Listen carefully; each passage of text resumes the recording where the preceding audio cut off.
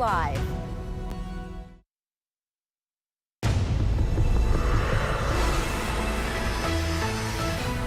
Tonight, all of the day's major developing stories here on Prime. They were running a drug operation from a daycare center.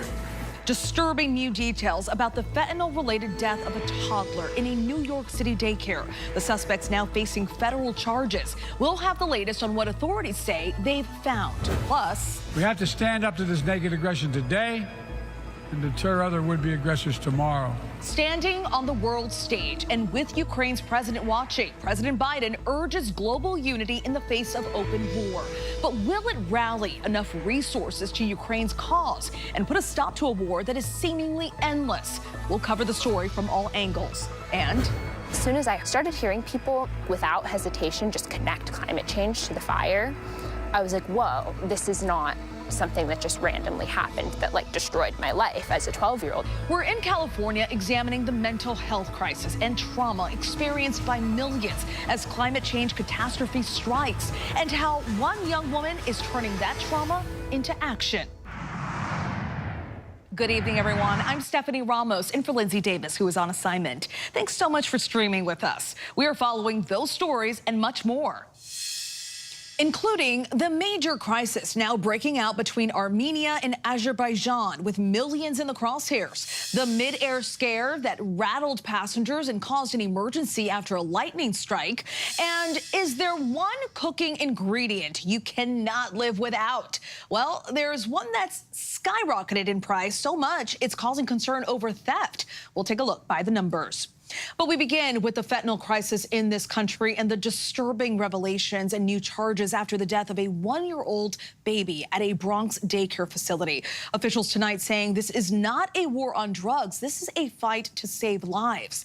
We learned today a kilo of fentanyl was stored on top of children's play mats used for napping, where the one-year-old died, and 3 others under the age of 3 were seriously injured. Authorities say that since July, the 2 people charged have conspired to distribute fentanyl at the daycare, despite the daily presence of children, including infants. And we are learning that the defendants tried to cover up the overdoses of the children. Senior investigative correspondent Aaron Katursky leads us off tonight from New York. Tonight, new charges in a case that prosecutors say shocked the conscience of New York City and shows fentanyl is the most urgent threat the country faces. The owner of a Bronx daycare and her alleged co-conspirator facing federal drug charges after a 1-year-old died and 3 children were poisoned and had to be revived with Narcan after exposure to fentanyl. They were running a drug operation from a daycare center. A daycare center.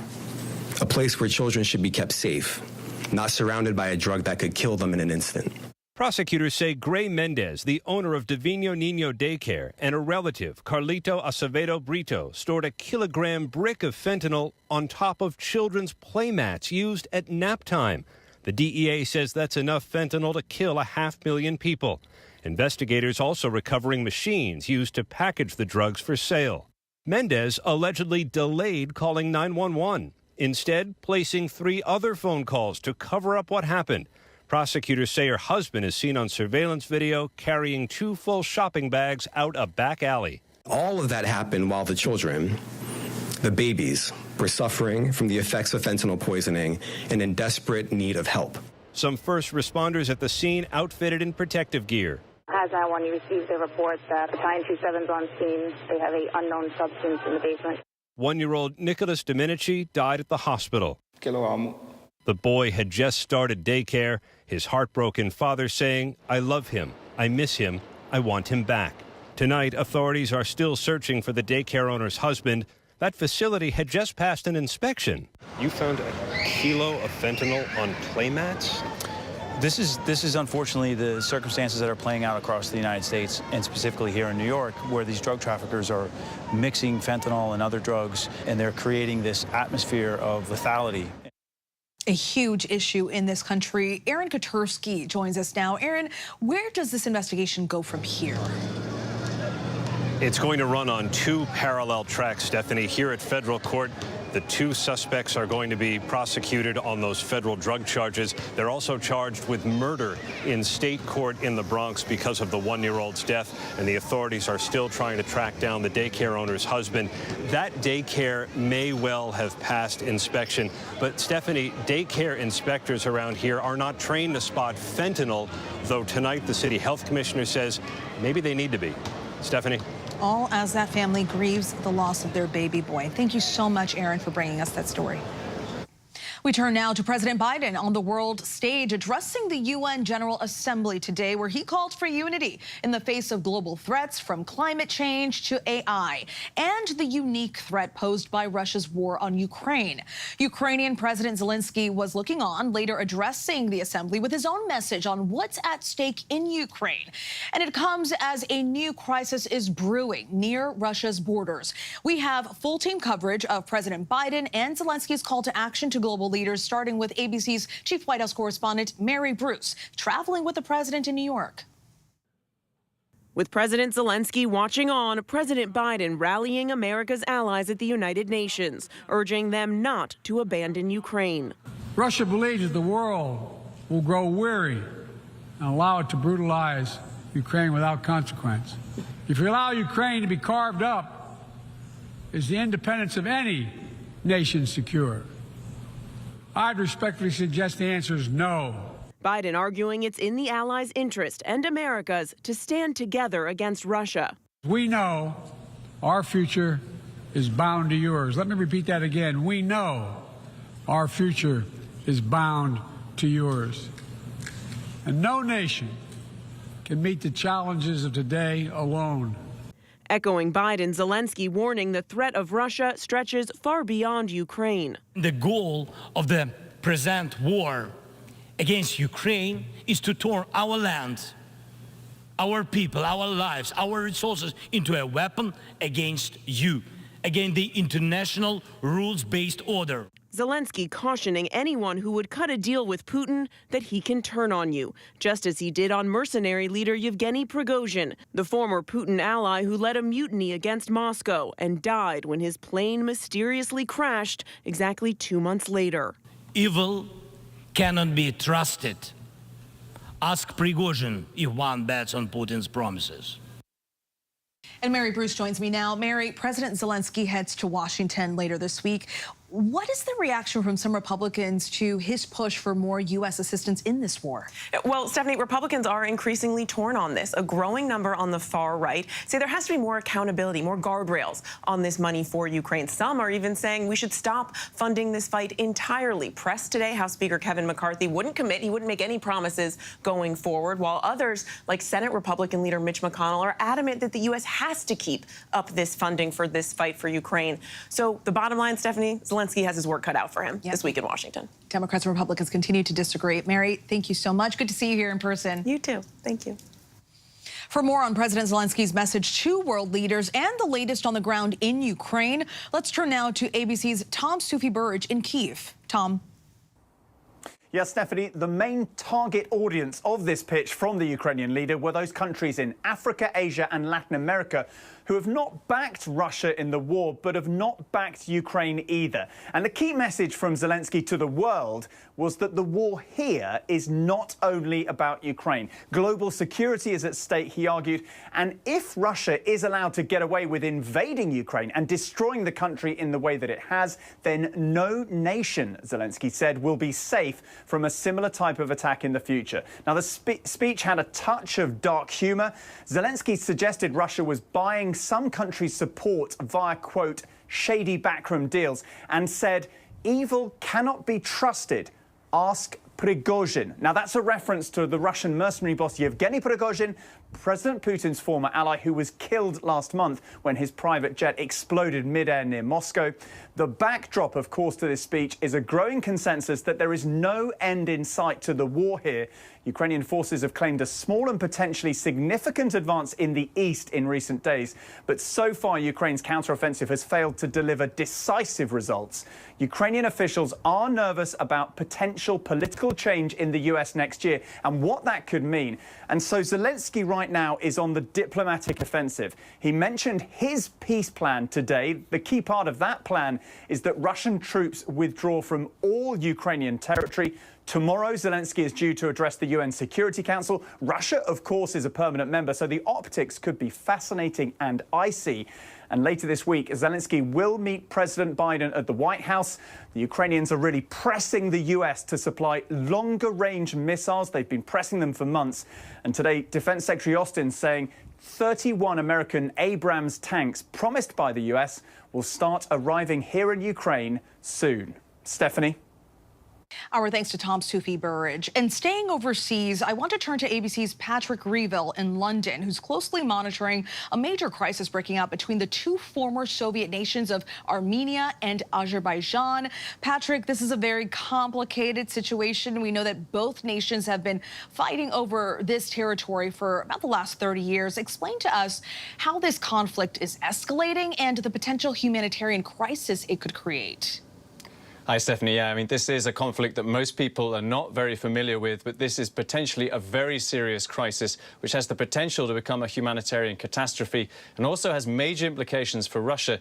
Azerbaijan appears to have launched a renewed full-scale offensive on the disputed enclave of Nagorno-Karabakh. Now, Armenia and Azerbaijan, the two countries to Russia's south, have fought over Nagorno-Karabakh for decades. It's a mountainous region that's internationally recognized as part of Azerbaijan, but is currently inhabited and controlled by Armenians. In 2020, Azerbaijan reignited the conflict with a full-scale war that ended in Armenia's defeat, and now it appears Azerbaijan has decided to finish the job, to try to finally regain control over the whole of Nagorno-Karabakh. The enclave is home to nearly 150,000 ethnic Armenians, so if Azerbaijani troops advance, we could see tens of thousands of people fleeing, and the great fear is that we could be on a road to widespread ethnic cleansing.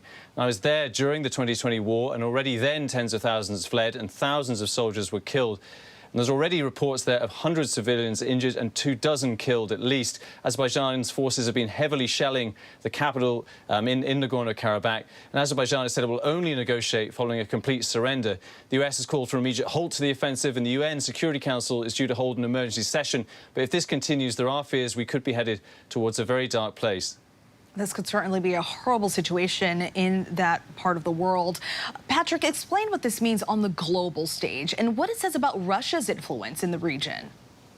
You know, I think what this shows is how extraordinarily weakened Russia has been by the war in Ukraine. Russia has around 3,000 peacekeeping troops in Nagorno-Karabakh right now, and is officially an ally of Armenia. It helped broker an end to the 2020 war, but now it seems to be powerless to deter Azerbaijan, which is backed by Turkey. And what that shows as well is that we seem to be seeing a shift here where Turkey is now exerting a major influence in an area that Russia considers its backyard and has done for a very long time. Now, Armenia is very unhappy with Russia's failure to protect it. It's even been trying to court the US for more help. But obviously the main concern right now is that what we might be seeing is the risk that tens of thousands of people could be forced from their homes. Well, hopefully this situation does not escalate. Patrick, thank you so much for bringing that to us, and we know you'll stay on top of it. Thank you. The plane carrying 5 Americans that were freed from Iran has landed in the U.S. The prisoner swap was a part of a deal between U.S. and Iran, which involved the U.S. unfreezing $6 billion in Iranian assets in the exchange. The National Security Council spokesperson said today that the released Americans are at a military facility for a little while before reuniting with their families soon. All 5 have been designated by the U.S. as wrongfully detained. Tonight, the hunt for clues in the wreckage of an F-35 fighter jet as investigators try to figure out what led to the crash after a, quote, mishap caused the pilot to eject. The jet flying on without him. The jet was missing for 24 hours. The Marines even asked for the public's help to try and find it. ABC's Chief Global Affairs anchor Martha Raddatz has the latest. Tonight, investigators gathering crucial new clues in the mystery crash of that $100 million fighter jet that was missing for more than 24 hours.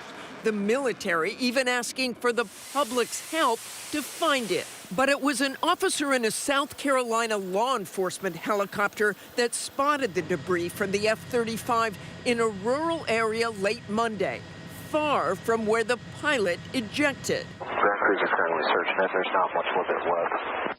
Gotcha. A Marine Corps official telling ABC News that a malfunction in the jet prompted the pilot to eject just 1 mile north of the base near the Charleston International Airport at approximately 1,000 feet, parachuting into the backyard of a home. He had no major injuries, but the F-35 then continued to fly north for another 60 miles. The pilot ejected.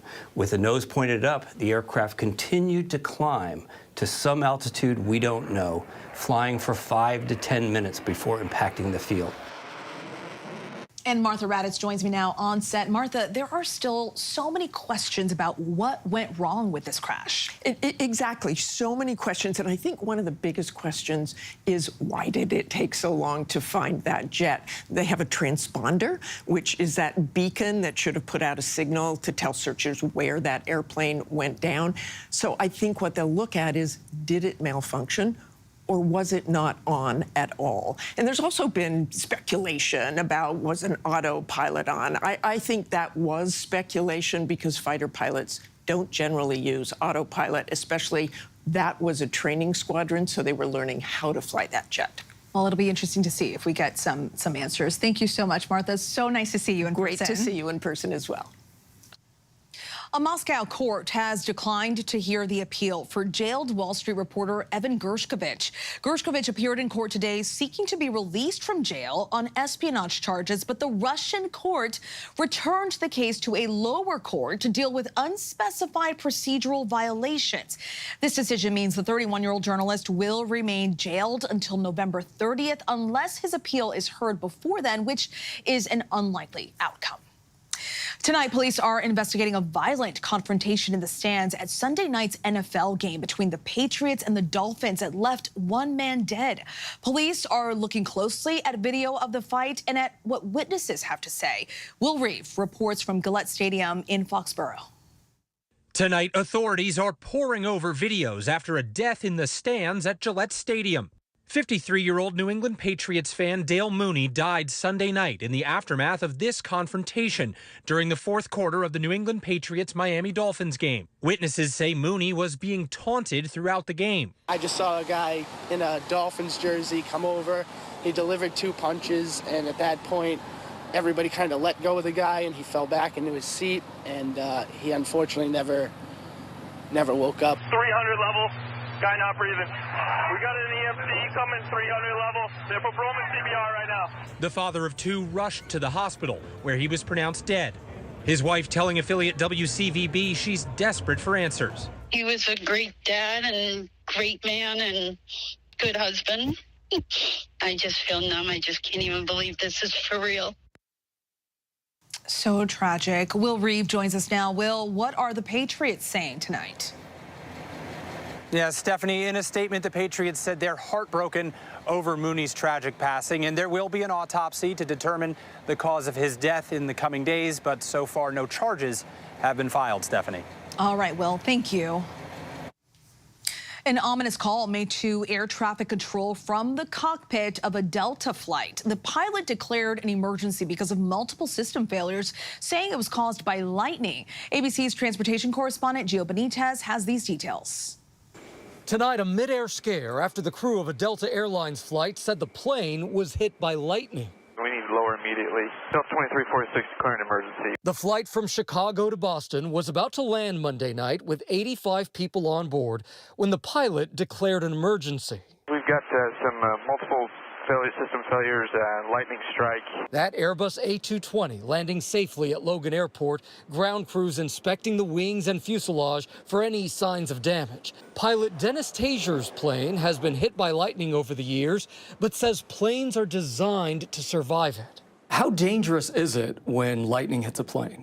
Clearly, the aircraft is designed, we have static release wicks, and it's meant to take that massive charge and ensure that it doesn't go in and damage the aircraft. And it can have implications, but I've never heard of an aircraft getting struck by lightning and going down. Tonight, Delta removing that jet from service for evaluation, saying safety is its top priority.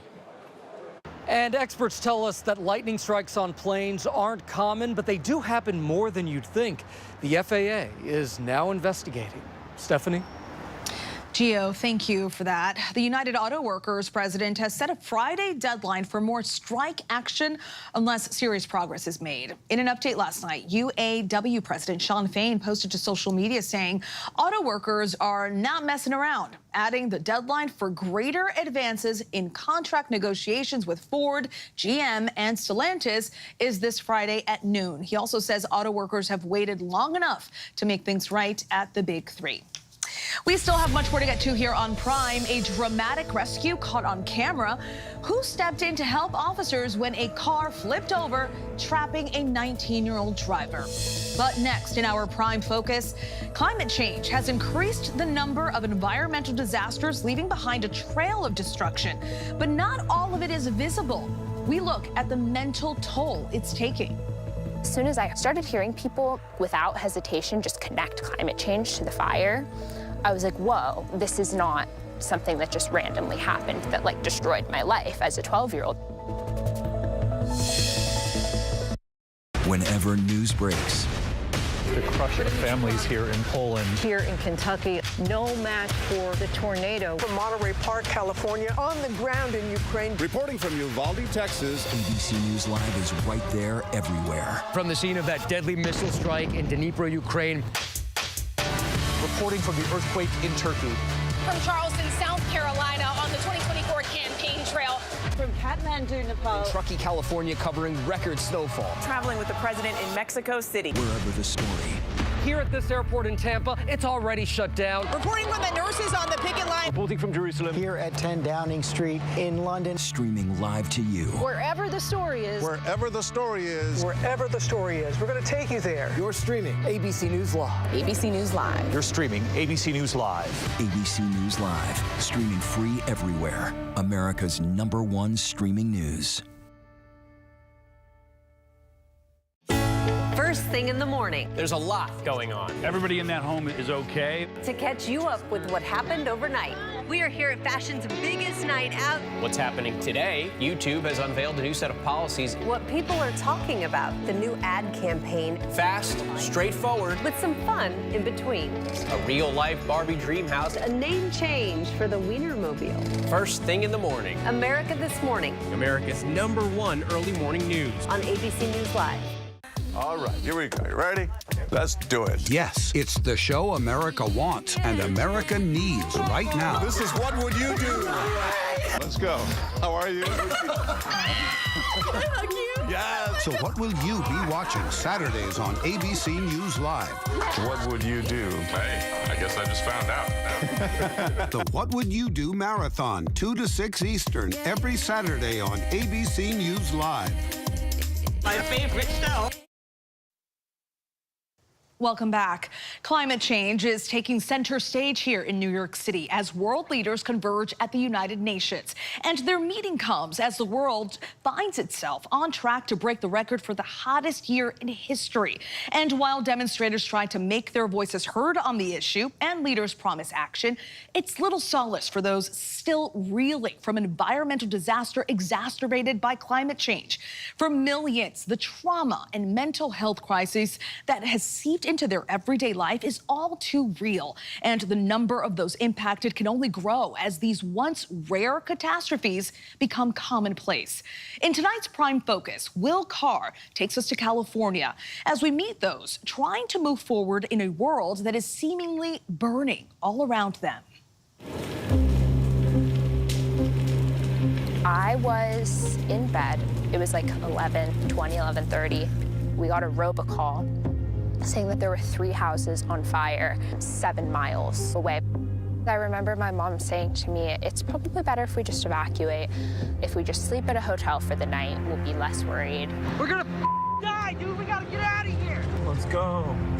As a firestorm closed in on Santa Rosa, not even hospitals were safe. And as soon as we got to the bottom of the hill, we could see the flames kind of on the whole hill behind us, and could immediately see that it had just spread so quickly, and it was a firestorm. We later found out that at 12:30, our house was burned.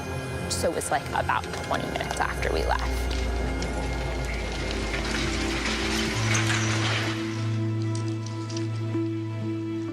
I remember My mom was shockingly calm. I was totally freaked out. I was also a little bit in denial, though. Like, I don't think any 12-year-old really, like, pictures everything they have being gone. The physical destruction is unmistakable. You can touch it, feel it, see the loss all around. But while the physical scars are obvious, it's often the invisible wounds that cut just as deep. I started to think about it more when I was 16, when I got my license, and I started to be able to come up here by myself. That was when I was able to really feel like the impact of this fire, which was, 4 years later. I have had anxiety since I was younger. I've also had struggles with depression in my older teenage years. When you're dealing with mental health issues and also going through something traumatic, it can just like be so hard to deal with those two things at once. Flames like 15, 20 feet high. Like it was a nightmare. I called my daughter and I told her, Mija, if I don't see you again, remember I love you. According to some doctors, these types of life-altering disasters can cause some people to experience anxiety, depression, and post-traumatic stress disorder. There's probably about 10 different major reactions that you'll see in people after a disaster. One would be fears and anxiety, so people may be afraid after a tornado whenever there's severe weather. So they fear something that reminds them of what happened. But they may also have anxiety, which means they become more fearful. And it may not be something directly related to what occurred. So you may see, for example, fear of the dark, even if the disaster happened during daylight. My room would be like right here, kind of right in front of us right here. We're moving again from the house we currently live in, which is where we moved kind of right after the fire, and it started to really feel like home.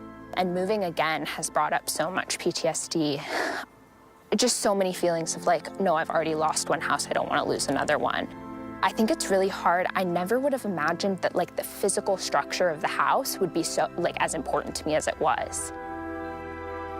But sometimes moving forward means looking back, coming to grips with the loss and seeking help if necessary. In Los Angeles, the Dee Dee Hirsch Suicide Prevention Center offers a critical lifeline. We're really there to help people feel safe, grounded, and direct them back to next action steps to feel more in control of their daily lives and their emotions. With disasters stretching from coast to coast all the way to Hawaii, the LA Call Center, one of 6 in the nation taking calls for the National Disaster Distress Helpline. Mental health concerns exist before, during, and after a disaster, whether that's hours, days, weeks, or even months after the event. And so the Disaster Distress Helpline, we provide brief supportive interventions that help people feel listened to and heard in a situation that to them feels out of control.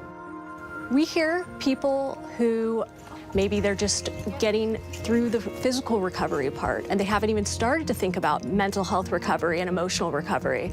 We also get calls from people that may have experienced a disaster years ago, but because of social media or the news, they see a disaster that triggers and activates those previous feelings again, and they have a need for emotional support. A row of mailboxes in Santa Rosa still standing, each of the homes they go to demolished. Nothing seems real yet. Now I'm going to start crying if I talk about it. The natural course after disasters is to experience distress, to have people come together as a community and family and friends, and to start to rebuild and to recover. But if we withdraw the support too soon, some individuals may not return to their baseline and may have continued impairment. And then a minority will go beyond that and have post-traumatic growth, where they actually develop new skills, become more empathic. Fire conditions that made the 2017 wildfire season so extreme were amplified by climate change, and in return sparked something in Madigan. She's now using her trauma to protect future generations. There was a whole generation of like, my parents and people who were affected by the fire who were older than us, but it wasn't normal for like a whole group of 12-year-olds and like children and teenagers to be losing their home in a climate-related disaster. Like this was a new thing. As soon as I started hearing people without hesitation just connect climate change to the fire, I was like, whoa, this is not something that just randomly happened that like destroyed my life as a 12-year-old.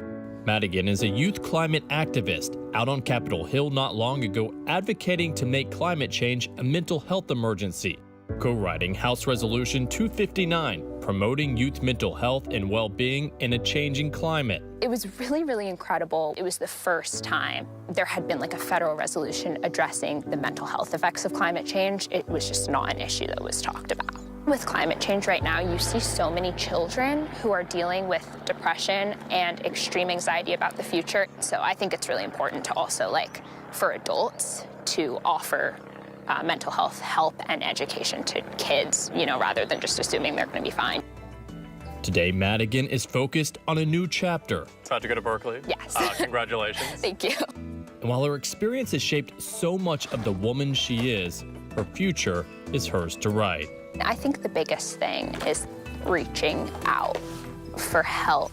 None of anything I've done has been possible without the support and connection of my peers and my teachers and the adults in my life, my parents, my siblings. It's all been so important. If you're going to go into activism or advocacy, really making sure that you're doing that with a group, because it's so important and it's so hard to handle any of these topics on your own, especially as like so many of these responsibilities are being put on youth. Thank you so much, Will, for that report. We still have much more to get to here on Prime. Coming up, a band director is tased during chaos at a football game. What body camera video reveals about the moments leading up to that confrontation. But next, costs are surging for a common cooking ingredient. We take a look at what's causing olive oil prices to spike by the numbers.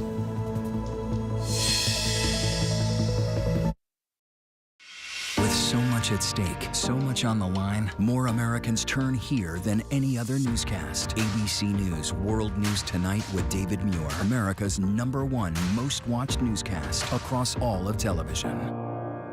This is ABC News Live. The crush of families here in Poland. At refugee centers In Putin's Russia. On the ground in Ukraine. Close to the front line. From the capital. Destructive Cat 4 storm. You're along I-5. Boston is in the bullseye. Let's go. ABC News Live, America's #1 streaming news. Anytime, anywhere. Streaming 24/7, straight to you for free. Thank you for making ABC News Live America's #1 streaming news.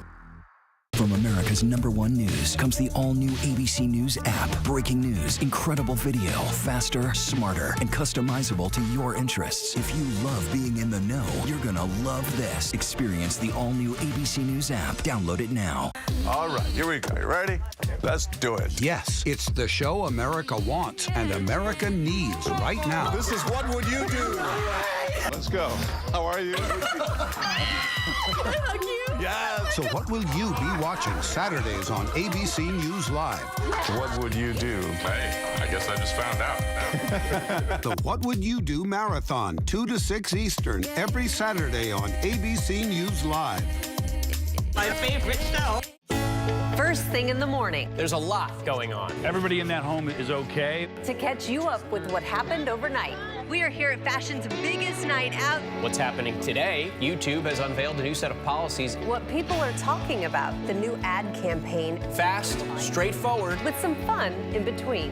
A real-life Barbie dream house. A name change for the Wienermobile. First thing in the morning. America This Morning. America's #1 early morning news. On ABC News Live. It was the ideal marriage. Little did I know I was married to a man who had done something so horrible that it would devastate our lives forever. Teacher of the Year is now charged with sex crimes. Only on Hulu. He was living a double life. The shocking story behind a #1 true crime podcast. Prostitutes, escorts. He even cheated on me the week of our wedding. Betrayal, the perfect husband. He had a lot of fantasies. Now streaming only on Hulu. When I got sent to Idaho to cover the murders of 4 college students, it was a story that didn't make any sense. 4 students stabbed to death in their beds while 2 roommates were home. You gotta think to yourself, okay, who's the target and how many people would a man go through to get to his target? I'm Kana Whitworth with ABC News. This is the story of savage murders, a determined small-town police force, and a scholar of crime. This is the King Road Killings. The full series is out now. Listen to every episode. What are we serving up? Well, how about everything you need to know? You know, that sounds pretty good. Give it to me. Your health, your money, breaking news, pop culture, with the biggest stars, music, trends, and of course, good food. GMA 3, what you need to know. A third hour of GMA in the afternoon. So join us, afternoons. For everything you need to know. I love that. Reporting from the earthquake in Turkey, I'm David Muir. Wherever the story, we'll take you there. You're streaming ABC News Live. Welcome back. As heat and drought wreaked havoc around the world this summer, there was one crop that took a major hit, and it's caused a major surge in prices. Let's take a look at why olive oil may be the latest climate change casualty by the numbers. CNBC reports that global prices for olive oil spiked to $8,900 per ton this month. That's according to the USDA, driven by extremely dry weather in Mediterranean countries that produce olives. The average price for olive oil in August was already 130% higher than a year ago, according to the USDA report, which said prices show no signs of easing. Spain just saw its 3rd hottest summer on record, with extreme drought hitting the largest producer and exporter of olive oil really hard. CNBC reports that olive oil production from Spain dropped by more than 50% from normal levels because of the dry conditions. Greece and Italy have also been hit hard. Turkey has also suspended bulk exports of olive oil until the 1st of November due to the low global supply, which may make the price spike even more. Hold on, listen to this. That has led to some high-profile olive oil thefts in recent weeks. About 50,000 liters of extra virgin olive oil were reportedly stolen from a Spanish oil mill in August. That's a whopping $450,000 worth of olive oil at current prices, with no arrests made yet. And thieves took about 6,000 liters from another Spanish oil mill before that. So for the chefs out there, it may be time to find a different way to cook up your favorite meals until the olive fields hopefully recover. And we still have much more to get to here on Prime. He's known for his work capturing human stories across the Americas. Brian Frank tells us what can be revealed from his photos of California's Central Valley. And does your child play Fortnite? The question the government officials want parents to answer. But first, here's a look at our top trending stories on abcnews.com.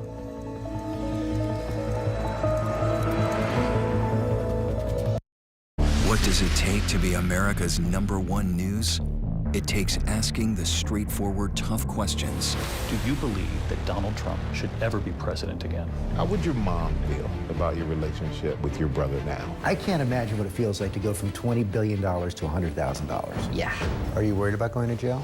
You write that you had low-grade depression. Mm-hmm. How'd you get out of that? The news-making interviews. You said that there were 6 friends. One of them was sick. Yeah. Do you have future political aspirations?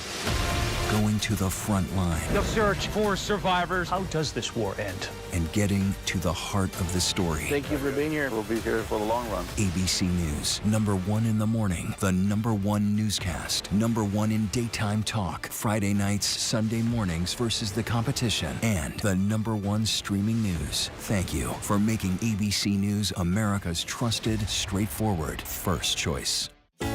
First thing in the morning. There's a lot going on. Everybody in that home is okay. To catch you up with what happened overnight. We are here at fashion's biggest night out. What's happening today? YouTube has unveiled a new set of policies. What people are talking about. The new ad campaign. Fast, straightforward. With some fun in between. A real-life Barbie dream house. A name change for the Wienermobile. First thing in the morning. America This Morning. America's #1 early morning news. On ABC News Live.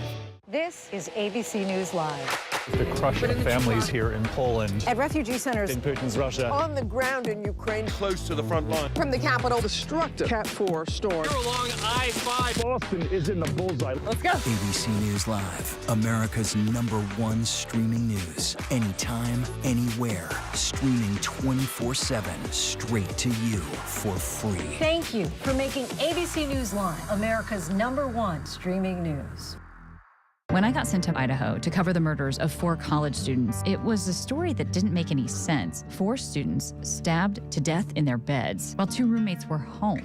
You gotta think to yourself, okay, who's the target and how many people would a man go through to get to his target? I'm Kana Whitworth with ABC News. This is the story of savage murders, a determined small-town police force, and a scholar of crime. This is the King Road Killings. The full series is out now. Listen to every episode wherever you get your podcasts. Get ready, America, every Friday. The hottest trends, styles, and must-have. What's the right stuff to buy right now? I really love that. It's time to buy the right stuff. Yes! And save big time, too. The right stuff. Fridays on GMA. You're gonna love it. Wherever news breaks, it's so important to always remember that lives are changed. Getting you behind the stories as they happen. ABC News Live Prime. We'll take you there. Streaming free on ABC News Live. All right, here we go. You ready? Let's do it. Yes, it's the show America wants and America needs right now. This is What Would You Do? Let's go. How are you? Yes. So what will you be watching Saturdays on ABC News Live? What would you do? Hey, I guess I just found out. The What Would You Do Marathon, 2 to 6 Eastern, every Saturday on ABC News Live. My favorite show. Body camera video shows a band director being tased by police at a football game. The U.S. Senate chamber could look a little more relaxed from now on. And the government has a question for you about the popular game Fortnite. These stories and more in tonight's Rundown.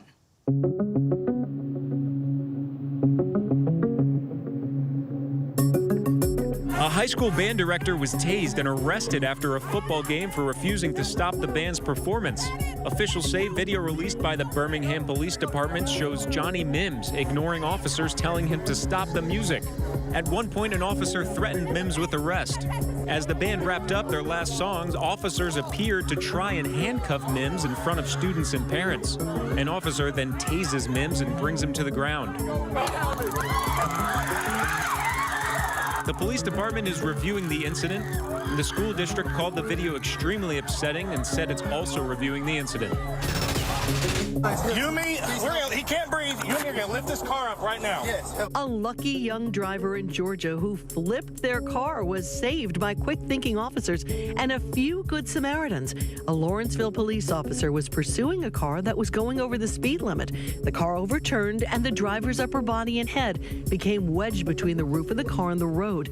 The officer enlisted the help of people nearby and they managed to turn the car over, freeing the driver. The 19-year-old driver was taken to a hospital and treated for several injuries. No word yet on possible charges. It's now Casual Friday every day at the U.S. Capitol. At the direction of Senate Leader Chuck Schumer, the Senate will no longer enforce the dress code for members that required business attire on the floor of the Senate. Senator John Fetterman spurred the informal rule change by wearing shorts and sneakers. But not everyone is on board with a more casual dress code, and several senators have already come out against the new rules. Russia denied an appeal for the Wall Street Journal reporter detained for espionage. Evan Gershkovich was accused of espionage and had been detained in Moscow in March while on a reporting trip. He and the Wall Street Journal deny that the reporter was spying for the U.S. government. A trial is yet to be scheduled for the 31-year-old, and the appeal must be resubmitted to a lower court. The U.S. ambassador to Russia says Gershkovich is passing the time by playing chess with his father via mail. The longtime co-host of Wheel of Fortune assigned a 2-year contract extension following Pat Sajak's retirement. No word on how much the deal is worth. She'll work with new host Ryan Seacrest, who takes over in the fall of next year. White has been a constant presence on Wheel of Fortune for decades, revealing letters on the puzzle board since 1982. In 2019, White estimated she'd walk thousands of miles across the stage throughout her 41 years on the game show.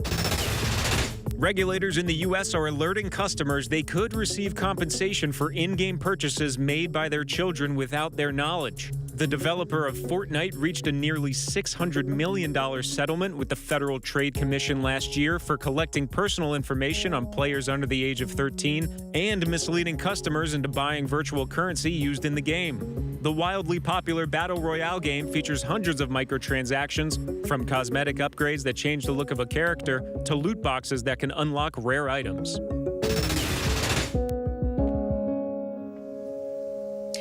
Tonight, another twist in the Delphi murder case that has captured the nation.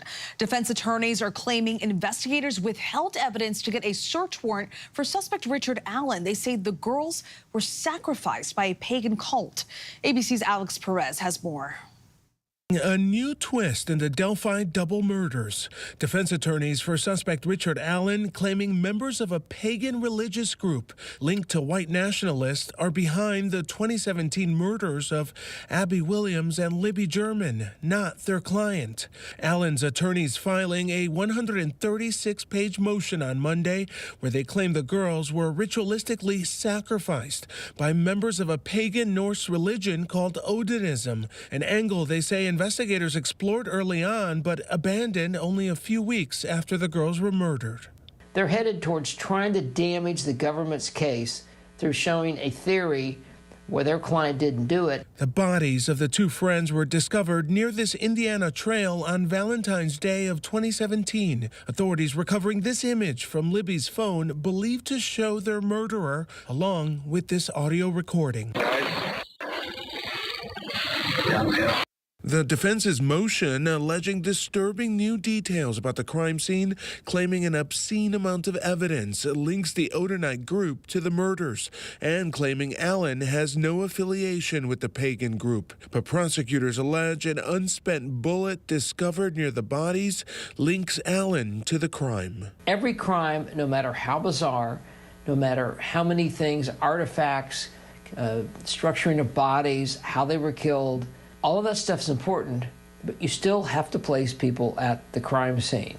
And in this case, the defendant, they've been able to place at the crime scene. Allen admitted to authorities he was on the trail the day of the murders, but has pleaded not guilty. Prosecutors say he has confessed to the murders multiple times while in custody, but his attorneys argue that's unreliable because of his deteriorating mental health. So many disturbing details. Our thanks to Alex for that update. Now to a warning to anyone who receives Social Security benefits. Some recipients are receiving letters from the government demanding they give money back from overpayments, even if it wasn't their fault. Our chief business correspondent, Rebecca Jarvis, has more on the investigation, which first aired on our ABC affiliates WSB, WFTV, and WSOC. A new warning for hundreds of thousands of Americans who receive Social Security checks. The government sending surprise bills to some people demanding money back it says it overpaid. I went to my mailbox and a letter from Social Security, and it was a demand letter for $121,000 payable in 30 days. 70.6 million people receive benefits from the Social Security Administration. According to the Inspector General's office, more than $21 billion in overpayments were not recovered last year. And Uncle Sam wants it back. I'm so scared. I'm going to lose everything. Meet Lori, a former Postal Service employee who's received about $900 a month from Social Security since 2001.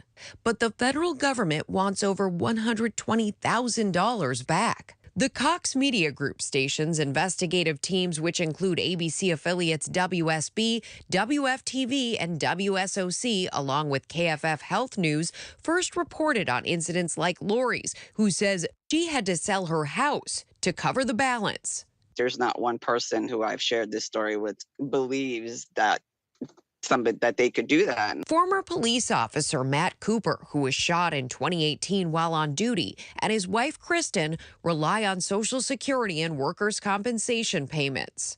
It's hard to actually heal and get better when you're constantly having to revisit the worst day of your life. But the couple received a letter demanding they pay back $30,000 because they say the agency failed to correctly factor in Matt's workers' compensation. The system has definitely let us down. The Coopers were denied an appeal, even though this was a government mistake. The SSA telling our affiliate WSB they're required by law to recover these payments. And while staffing and resource constraints have challenged our service delivery, our payment accuracy rates remain high. People are going back and taking a second look and redoing the numbers and finding that, in fact, people do owe money back to the government. And now it's causing a bigger problem for a lot of individuals.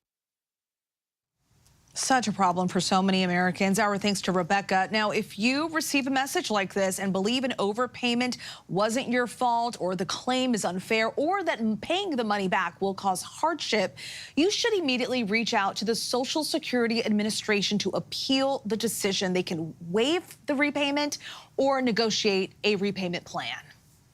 A single photo can show so much about the human spirit, and we are thrilled tonight to be joined by one of the great photographers of a generation. He is a Catchlight Global Fellow, a Pulitzer Center grantee. His award-winning work captures human stories across the Americas, stories about migration, culture, and inequality. His latest project, East of Eden, looks at the importance of faith in California's Central Valley, one of the most important agricultural areas of the world, with a largely migrant labor force.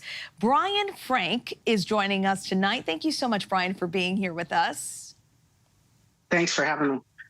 So you look at a number of different communities that really don't get much attention in California, outside of California. What inspired you to dive into this type of storytelling? I think that what led me to doing this type of work probably is my background. My mom is an immigrant from the Caribbean, and my dad was a union organizer. And so I think all of my work over the last 15 plus years has really looked heavily at labor in one way or another. And, you know, I think a lot of the different themes that I've been interested in, labor, criminal justice, et cetera, kind of all came together in this latest project that I've been working on.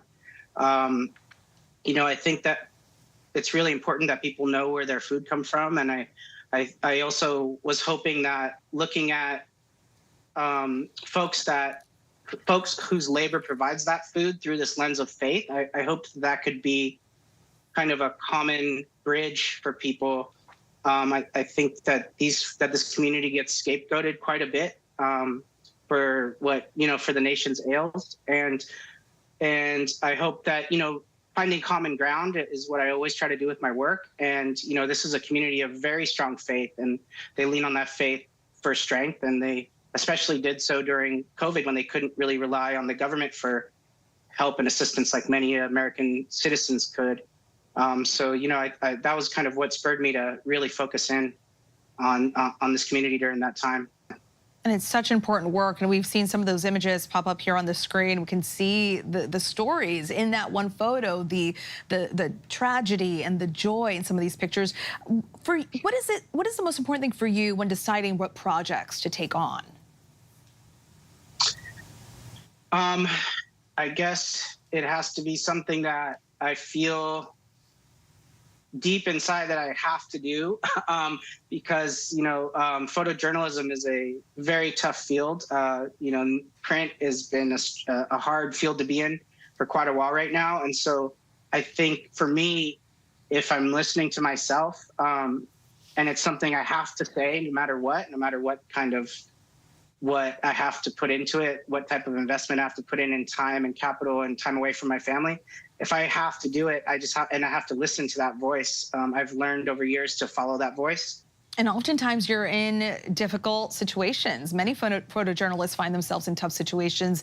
They capture important moments that should be seen, but sometimes there are moments that are incredibly intimate, maybe traumatic, maybe even moments that people think should stay private. You clearly have this trust with the folks who you're photographing. How do you balance all of that as a photojournalist? Oh, there's a lot to balance there. And I also I think it's really important to understand why people migrate to the US, and that often, for me, that has meant documenting very dangerous things, the drug war, et cetera. It's extreme violence that pushes people across the border in the first place. So I have found myself in extremely dangerous places. And, the way that I've been able to deal with that is, leaning on my colleagues and just trying to, make sure that I do a lot of self-healing when I come back from those types of jobs. Yeah, I think, that it is true. And I think the other part of your question about kind of folks allowing me into intimate spaces, I think it's a matter of I'm there as a conduit for other people, and I think that I'm emotionally invested in people I spend time with, and that isn't something that I can fake. And I think people see that and understand that. Got some beautiful pieces of art, and we encourage everyone to check out Brian's latest work, East of Eden, on his Instagram or his website, brianfrankphoto.com. Thanks, Brian. Thank you so much. Going to the movies is a classic family outing, right? It's something my little family loves to do. But for many with special needs, it can cause a lot of stress. AMC Theaters is now offering sensory-friendly screenings. Our Morgan Norwood shows us how it works. Going to the movies is a classic family outing, right? But for many with special needs, it can cause a lot of stress. Well, we're here inside AMC Theaters where they're offering sensory-friendly screenings. Come with me while I show you how it works. Right here. At first, Joshua Robinson had the room all to himself. The superhero fanatic, Marvel and DC fan. The first to show up for a movie he couldn't wait to see. Because Blue Beetle is playing today, and I want to see how good it really is. Inside this screening of Blue Beetle, the theater is a little quieter and a little brighter. The lights left on and the sound adjusted for those with sensitivities associated with autism or other special needs. What can you expect? Typically, when you're in a movie theater, it's dark, you expect silence. But with this showing and this offering, you get that opportunity to be you, be yourself, and have that freedom to sing and dance along with and walk around the auditorium if you like. With a growing movement toward autism awareness and inclusion, there's an emphasis on providing sensory-friendly experiences for families with children on the spectrum. Camille Robinson says she struggled to find activities for her 5-year-old son Mason, who is nonverbal and on the spectrum. The last movie we went to, he was 2, and he couldn't sit. He was loud because he vocal stems, and he disturbed everyone, so we had to leave. Robinson then learned about sensory-friendly screenings. She took this video of Mason singing and moving freely throughout the theater during The Little Mermaid, and it went viral on TikTok. Mason is nonverbal, so that means he will not have a conversation with us. But for days after the movie theaters, he was singing Under the Sea. That let me know he enjoyed it. For Camille and Mason, the transformational impact of sensory-friendly films is about more than just accommodations. It's about inclusion.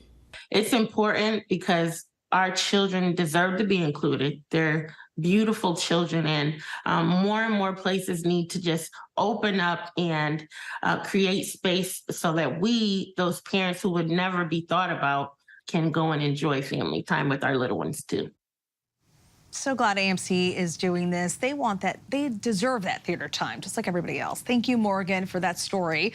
AMC offers these sensory screenings twice a month, and many other theater chains offer similar experiences. Just check the listings near you. That is our show for tonight. I'm Stephanie Ramos. Stay tuned to ABC News Live for more context and analysis of the day's top stories. Thanks for streaming with us.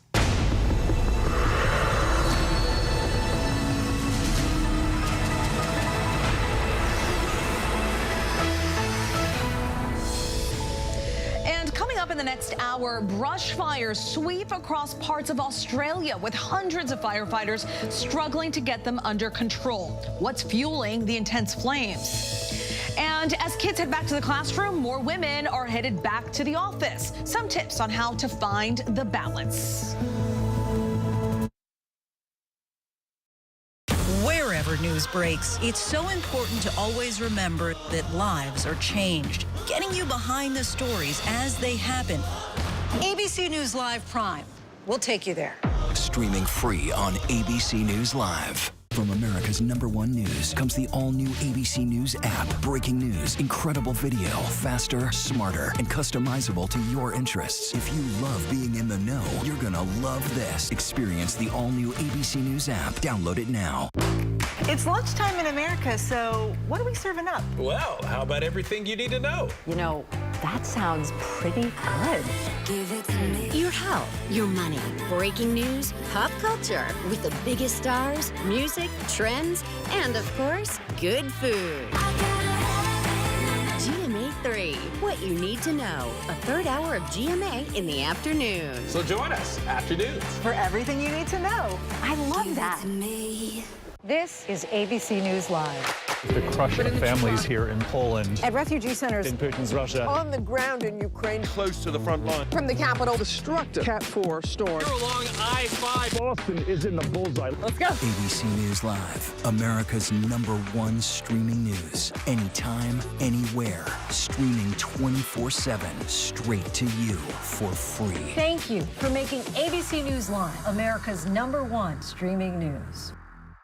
It was the ideal marriage. Little did I know I was married to a man who had done something so horrible that it would devastate our lives forever. Teacher of the Year is now charged with sex crimes.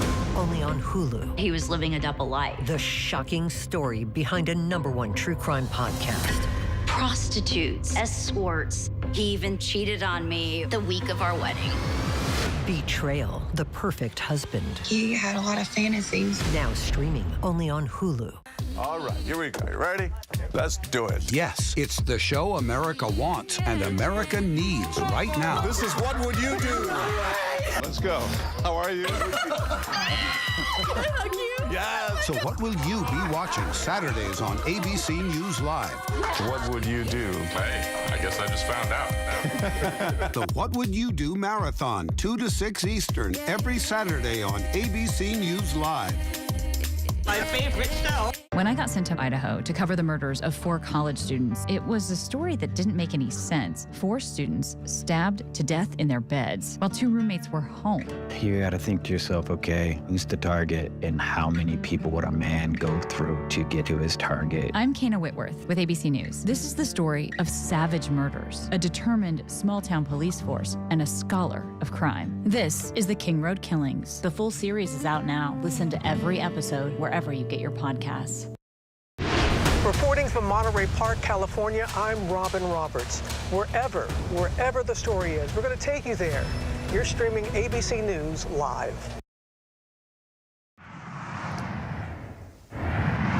Good evening, everyone. This is ABC News Live Prime. I'm Stephanie Ramos, in for Lindsay Davis. Thank you so much for streaming with us. We've got a lot of news to get to this evening. President Joe Biden urges global unity in the face of war. But will it rally enough resources to Ukraine's cause and put a stop to a fight that is seemingly endless? Plus, returning to the workforce, ABC News talks to moms about why they are re-entering their career and what it means for their childcare. And it's the most picturesque time of the year, but New England communities famous for their fall foliage are telling tourists to skip their town. But we begin with the fentanyl crisis in this country and the disturbing revelations after the death of a 1-year-old at a Bronx daycare facility. Officials tonight saying this is not a war on drugs. This is a fight to save lives. We learned today a kilo of fentanyl was stored on top of children's play mats used for napping, where the 1-year-old died. And 3 others under the age of 3 were seriously injured. And we're also learning the defendants tried to cover up the overdoses of the children. Senior investigative correspondent Aaron Kaczorski leads us off tonight from New York. Tonight, new charges in a case that prosecutors say shocked the conscience of New York City and shows fentanyl is the most urgent threat the country faces. The owner of a Bronx daycare and her alleged co-conspirator facing federal drug charges after a 1-year-old died and 3 children were poisoned and had to be revived with Narcan after exposure to fentanyl.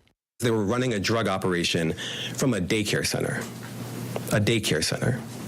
A place where children should be kept safe, not surrounded by a drug that could kill them in an instant. Prosecutors say Gray Mendez, the owner of Divino Nino Daycare, and a relative, Carlito Acevedo Brito, stored a kilogram brick of fentanyl on top of children's playmats used at nap time. The DEA says that's enough fentanyl to kill 500,000 people. Investigators also recovering machines used to package the drugs for sale. Mendez allegedly delayed calling 911, instead placing 3 other phone calls to cover up what happened. Prosecutors say her husband is seen on surveillance video carrying 2 full shopping bags out a back alley. All of that happened while the children, the babies, were suffering from the effects of fentanyl poisoning and in desperate need of help. Some first responders at the scene outfitted in protective gear. As I want, you received a report that the 927's on scene. They have an unknown substance in the basement. 1-year-old Nicholas Domenici died at the hospital.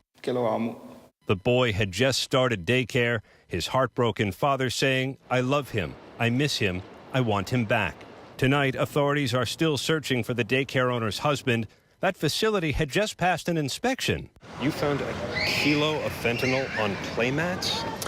This is unfortunately the circumstances that are playing out across the United States, and specifically here in New York, where these drug traffickers are mixing fentanyl and other drugs, and they're creating this atmosphere of lethality. A huge issue in this country. Our thanks to Aaron. We turn now to President Biden's address to the UN General Assembly today, where he called for unity in the face of global threats from climate change to AI and the unique threat posed by Russia's war on Ukraine. Ukrainian President Zelenskyy was looking on, later addressing the assembly with his own message on what's at stake in Ukraine. Here's ABC's chief White House correspondent, Mary Bruce. With President Zelenskyy watching on, President Biden rallying America's allies at the United Nations, urging them not to abandon Ukraine. Russia believes that the world will grow weary and allow it to brutalize Ukraine without consequence. If you allow Ukraine to be carved up, is the independence of any nation secure? I'd respectfully suggest the answer is no. Biden arguing it's in the allies' interest and America's to stand together against Russia. We know our future is bound to yours. Let me repeat that again. We know our future is bound to yours. And no nation can meet the challenges of today alone. Echoing Biden, Zelenskyy warning the threat of Russia stretches far beyond Ukraine. The goal of the present war against Ukraine is to turn our land, our people, our lives, our resources into a weapon against you, against the international rules-based order. Zelenskyy cautioning anyone who would cut a deal with Putin that he can turn on you, just as he did on mercenary leader Yevgeny Prigozhin, the former Putin ally who led a mutiny against Moscow and died when his plane mysteriously crashed exactly 2 months later. Evil cannot be trusted. Ask Prigozhin if one bets on Putin's promises. And President Zelenskyy heading to Washington later on this week. Our thanks to Mary. Tonight, the hunt for clues in the wreckage of an F-35 fighter jet as investigators try to figure out what led to the crash after a, quote, mishap caused the pilot to eject, the jet flying on without him. The jet was missing for 24 hours. The Marines even asked for the public's help in trying to find it. ABC's chief global affairs anchor Martha Raddatz has the latest. Tonight, investigators gathering crucial new clues in the mystery crash of that $100 million fighter jet that was missing for more than 24 hours. The military even asking for the public's help to find it. But it was an officer in a South Carolina law enforcement helicopter that spotted the debris from the F-35 in a rural area late Monday, far from where the pilot ejected. Crews is currently searching it. There's not much of it left. Gotcha. A Marine Corps official telling ABC News that a malfunction in the jet prompted the pilot to eject just 1 mile north of the base near the Charleston International Airport at approximately 1,000 feet, parachuting into the backyard of a home. He had no major injuries, but the F-35 then continued to fly north for another 60 miles. The pilot ejected. With the nose pointed up, the aircraft continued to climb to some altitude we don't know, flying for 5 to 10 minutes before impacting the field. Still so many questions to be answered. Our thanks to Martha. Tonight, police are investigating a violent confrontation in the stands at Sunday night's NFL game between the Patriots and the Dolphins that left 1 man dead. Police are looking closely at video of the fight and at what witnesses have to say. Will Reeve reports from Gillette Stadium in Foxborough. Tonight, authorities are poring over videos after a death in the stands at Gillette Stadium. 53-year-old New England Patriots fan Dale Mooney died Sunday night in the aftermath of this confrontation during the fourth quarter of the New England Patriots-Miami Dolphins game. Witnesses say Mooney was being taunted throughout the game. I just saw a guy in a Dolphins jersey come over. He delivered 2 punches, and at that point, everybody kind of let go of the guy, and he fell back into his seat, and he unfortunately never woke up. 300 level. Guy not breathing. We got an EMT coming, 300 level. They're performing CPR right now.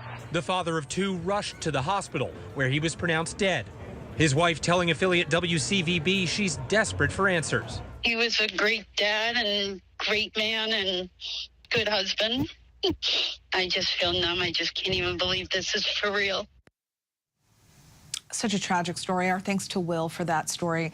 Now to the alarming scene witnessed by many students with body camera video showing police using a stun gun on a high school band director following a football game. They say they wanted to get the band director to stop the band's performance, but there are now questions over how it went this far. Here's ABC's Steve Osunsami. The arrest of this popular band director has parents fuming, and Birmingham authorities are defending the arrest tonight and sharing this police body camera video of what happened after a football game Thursday. We gotta go! The minute's over! Police were trying to clear the stadium, but the bands from the 2 high schools kept playing on. Students say it was part of a regular competition after games.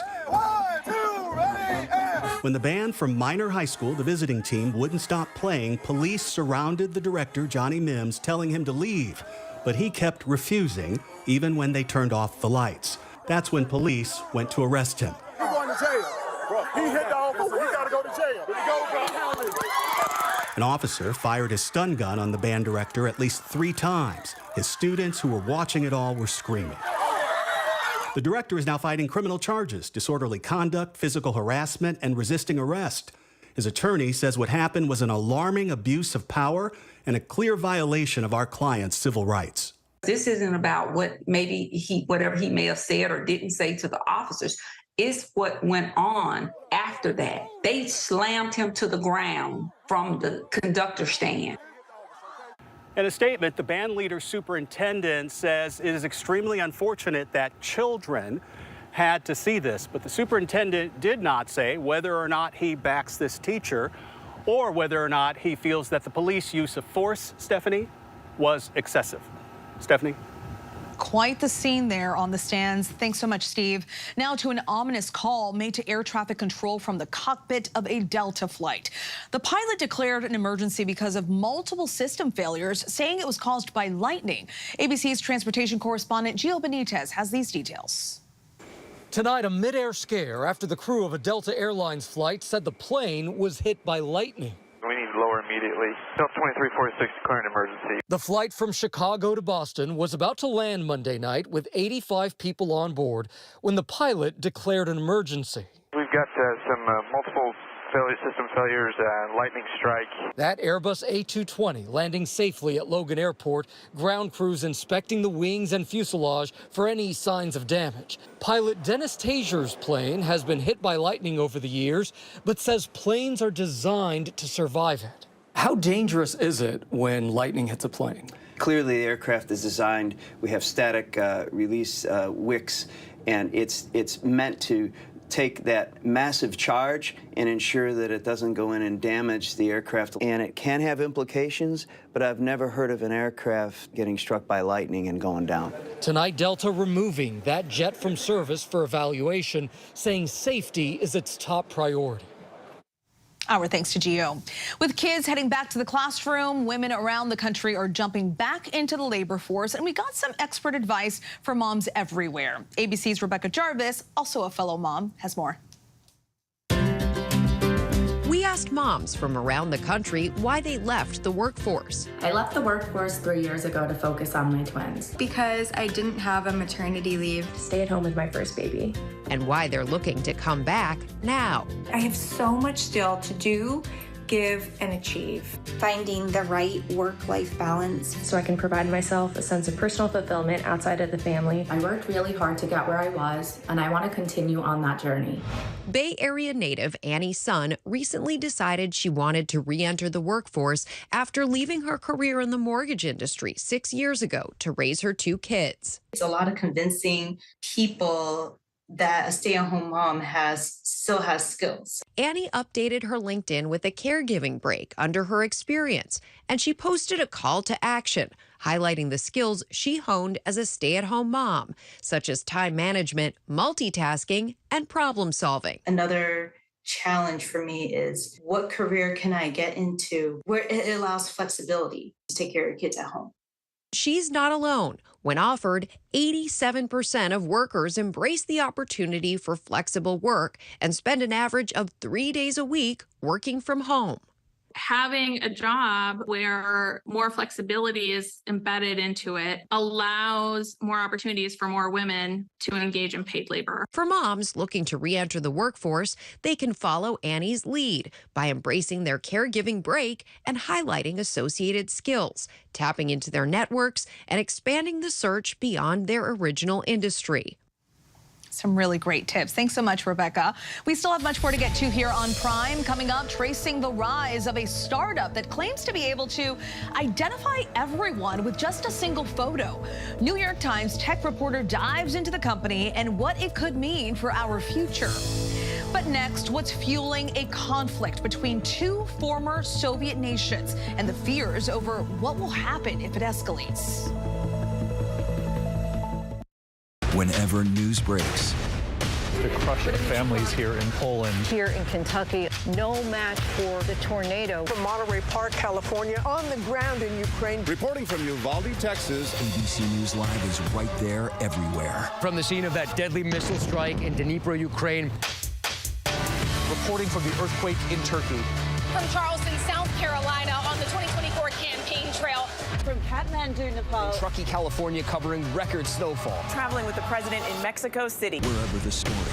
Here at this airport in Tampa, it's already shut down. Reporting from the nurses on the picket line. Reporting from Jerusalem. Here at 10 Downing Street in London. Streaming live to you. Wherever the story is. Wherever the story is. Wherever the story is. We're going to take you there. You're streaming ABC News Live. ABC News Live. You're streaming ABC News Live. ABC News Live. Streaming free everywhere. America's #1 streaming news.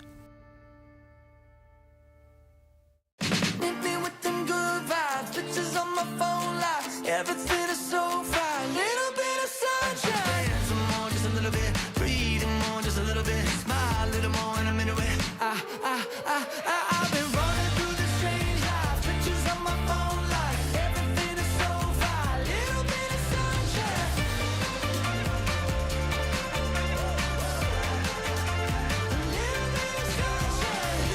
Good morning, America. All right, here we go. You ready? Let's do it. Yes, it's the show America wants and America needs right now. This is What Would You Do? Let's go. How are you? Yes. So what will you be watching Saturdays on ABC News Live? What would you do? Hey, I guess I just found out. The What Would You Do Marathon, 2 to 6 Eastern, every Saturday on ABC News Live. My favorite show. Reporting from Manhattan, I'm Diane Macedo. Wherever the story is, we'll take you there. You're streaming ABC News Live.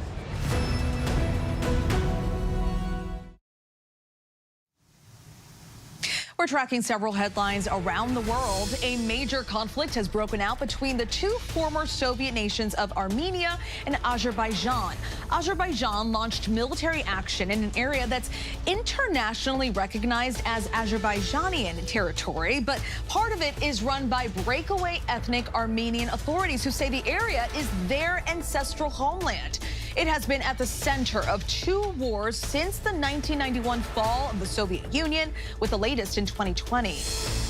An intense heat wave sweeping across Australia's southwest is fueling dozens of brush fires and forcing school closures. More than 500 firefighters and emergency crews are trying to put out more than 61 fires. Parts of the country are sweltering in a 5-day burst of extreme heat, with temperatures more than 60 degrees above the September average. Check this out. A military parade captivated the hearts of onlookers as the most endearing members of Chile's esteemed canine brigade seized the limelight. 76 dogs proudly marched with their dedicated handlers. The pups undergo rigorous training to acclimate themselves to crowds and noise. And since 2017, these police puppies have become the undisputed stars of this cherished annual tradition. As technology continuously evolves, so does our complex relationship with it. In Your Face Belongs to Us, a secretive startup's quest to end privacy as we know it, New York Times tech reporter Kashmir Hill traces the rise of Clearview AI, a startup claiming to identify anyone based on a single photo, and the profound implications this technology holds for our privacy. Joining us now is New York Times tech reporter Kashmir Hill. Kashmir, thank you so much for joining me tonight. Thank you, Stephanie. So in your book, you dive into the story of Clearview AI and their claim to, quote, identify just about anyone based on a photo. What made you want to dig deeper into the origins of this startup and their idea? Yeah, so this story started for me a few years back. I got a tip from somebody who had found out about Clearview AI in a public records request. And at that point, no one had heard of it before, no one knew about it. And the company claimed that it had scraped 1 billion photos from the public web, from social media sites, without people's consent, and developed this facial recognition app that it was secretly selling to police. And they've had a lot of success, right, as an app. I mean, you said they're working with different police departments. I mean, how did they get that connection? Yeah, so when Clearview AI first started, it's kind of led by this guy named Juan Tontat, real tech obsessive. And when they first developed this app that could, look for all the photos of you on the internet, they were just trying to sell it to whoever would pay for it. And it was just kind of coincidence that they got introduced to somebody from the NYPD, and the NYPD was like, we love this app, and they told other police departments, and it just spread like wildfire, according to one of the investors that I interviewed. And I guess it could be helpful to a police department if they're trying to find someone, they look at that picture and then they're able to identify it, but then what about the rest of us, right? You write in the book that the reason the Silicon Valley giants hadn't released their own version of a facial recognition tool to identify strangers wasn't that they couldn't build it, but it was that they were afraid to. Why do you think these larger companies were against releasing similar tools?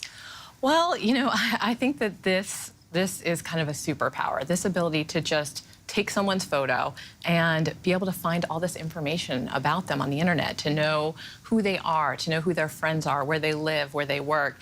And I think, it's surprising it's not like Facebook and Google, who developed this technology earlier, are known to be super privacy protective companies. But even for them, it was just seen as too dangerous, too risky. And even though it could help a police department, but it could also lead to wrongful arrests. And that's been the case in certain situations, right?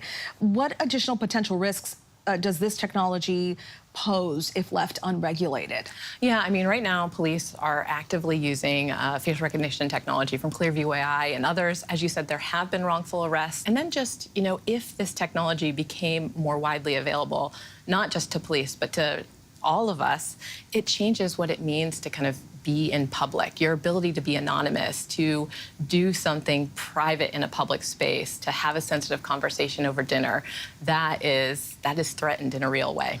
Threatened and frightening as well. So we're talking about Clearview AI. You actually got to speak to them about their app and fact check them as well. What was their response to all of this and to your findings? Yeah, I mean, originally Clearview AI didn't want to talk to me, but they I did a lot of investigating, a lot of pushing, and they came around. I've talked to the CEO, Juan Tontat, many times, and he says that what he's selling has a potential for great good in the world. Used by police to solve crimes and to kind of possibly just make the world a more accountable place. And it's still, I mean, this has been going on for years, but it's still pretty early. I would say that the future is still kind of uncertain. What could people do to become more aware and also to protect themselves and their privacy? Yeah, so right now, depending on where you live, your privacy is different, your face is differently protected. There are states where you can get your information deleted from face databases like this. If you're in California or Connecticut or Colorado or Virginia, you can actually go to Clearview AI and say, delete my face from your database. If you live in Illinois, there's a law there that protects you. So it really does matter what laws your state has. Kashmir, thank you so much for this information. Really, really helpful. Your Face Belongs to Us, a secretive startup's quest to end privacy as we know it, is now available to purchase wherever books are sold. And still to come, it is a tradition for many traveling to New England to see the fall foliage, but it's not a positive experience for everyone. Why some towns are now telling tourists to make like a tree and leave. When I got sent to Idaho to cover the murders of 4 college students, it was a story that didn't make any sense. 4 students stabbed to death in their beds while 2 roommates were home. You gotta think to yourself, okay, who's the target and how many people would a man go through to get to his target? I'm Kana Whitworth with ABC News. This is the story of savage murders, a determined small-town police force, and a scholar of crime. This is the King Road Killings. The full series is out now. Listen to every episode wherever you get your podcasts. With so much at stake, so much on the line, more Americans turn here than any other newscast. ABC News World News Tonight with David Muir, America's #1 most watched newscast across all of television. From America's #1 news comes the all-new ABC News app. Breaking news, incredible video, faster, smarter, and customizable to your interests. If you love being in the know, you're gonna love this. Experience the all-new ABC News app. Download it now. All right, here we go. You ready? Let's do it. Yes, it's the show America wants and America needs right now. This is What Would You Do? Let's go. How are you? Yeah. So what will you be watching Saturdays on ABC News Live? What would you do? Hey, I guess I just found out. The What Would You Do Marathon, 2 to 6 Eastern, every Saturday on ABC News Live. My favorite show. Welcome back. Thanks for not leaving us. As the weather gets cooler and the leaves begin to change, tourists head to New England for a glimpse of the changing colors. But local residents are saying enough is enough, with some towns taking steps to control the chaos. ABC's Will Reeve has this story.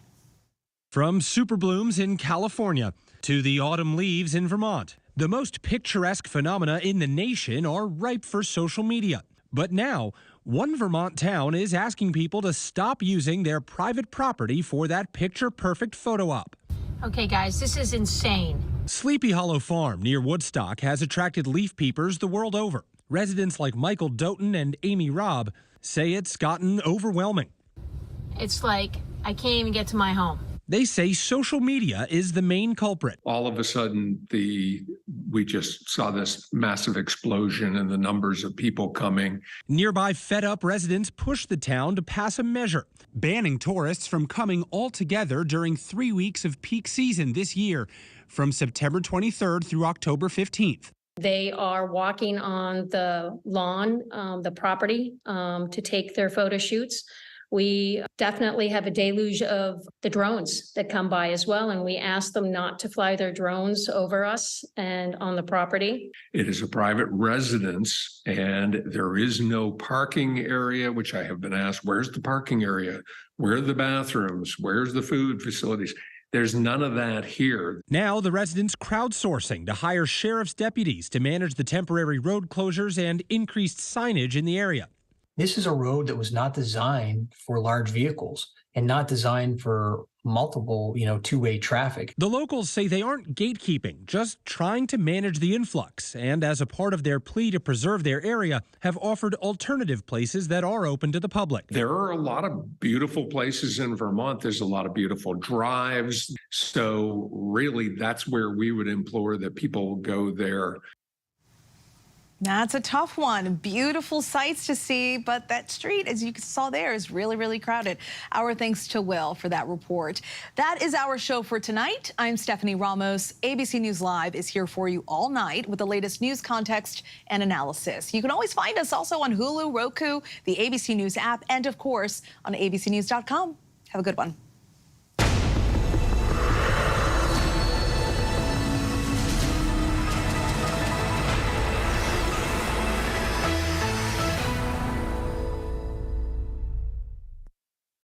This is ABC News Live. The crush of family.